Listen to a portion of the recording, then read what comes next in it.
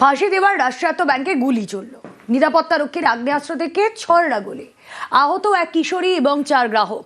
Bank কর্তৃপক্ষের দাবি দুর্ঘটনাবশত গুলি চলেছে, কিন্তু অনেকেরই প্রশ্ন এরকম দুর্ঘটনা যাতে না ঘটে তা নিশ্চিত করতে কেন যথেষ্ট সতর্ক ছিলেন না নিরাপত্তারক্ষী।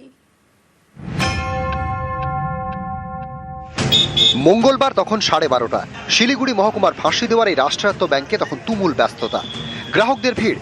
সেই সময় ব্যাংকের ভিতর গুলি, নিরাপত্তারক্ষীর আগ্নেয়াস্ত্র থেকে ছড়া গুলি, আহত হন 4 গ্রাহক, এক কিশোরী, প্রত্যেকেরই পায়ে গুলি লাগে।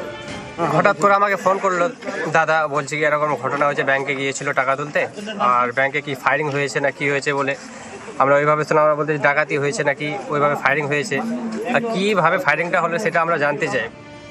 শিলিগুড়ি থেকে কলকাতা যাওয়ার জাতীয় সড়কের পাশে রাষ্ট্রায়ত্ত ব্যাংকের বিধাননগর শাখা। এই ব্যাংকের ভেতরেই মঙ্গলবার গুলি চলে। ব্যাংকের ভিতরে দাঁড়িয়েছিলেন নিরাপত্তারক্ষী মানিক রায়। তার দাবি কাঁধ থেকে আগ্নেয়াস্ত্রটি পড়ে যায়, তাতেই 1 রাউন্ড গুলি চলে। আমরা প্রাথমিকভাবে যেটা জানতে পারছি ওটা অ্যাক্সিডেন্টাল, এখন অবধি যেটা আমরা জানতে পারছি আর কি। বাদবাকি ইনভেস্টিগেশন করছি, আমরা খতিয়ে দেখছি। না, আটক বলা যায় না, জিজ্ঞাসাবাদ করছি আমরা। এখানে ওসি যিনি ছিলেন উনি খবর পেয়ে সঙ্গে সঙ্গে চলে গিয়ে ওনাদের শিফট করে 5 জনকে।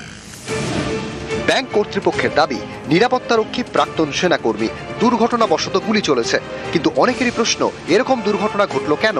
দুর্ঘটনাবশত যাতে গুলি না চলে তা কেন নিশ্চিত করা হয়নি? রিটায়ার করার পরে ব্যাংকে অ্যাপ্লাই করে তারা চাকরি পায়। যাদেরকে নিয়েছে সে ট্রেনিং প্রাপ্তই। এখন ব্যাংকে কাজ করতে গেলে অনেক কিছু দেখে শুনে কাজ করতে হয়। যারা আমগার্ড থাকেন তাদের খুব সতর্ক থাকা উচিত, এবং অসতর্ক থাকার জন্যই এই ঘটনাটা ঘটেছে। শিলিগুড়ির ফাঁসি দেওয়া থেকে বিশ্বজিৎ মিশ্র, নিউজ 18 বাংলা।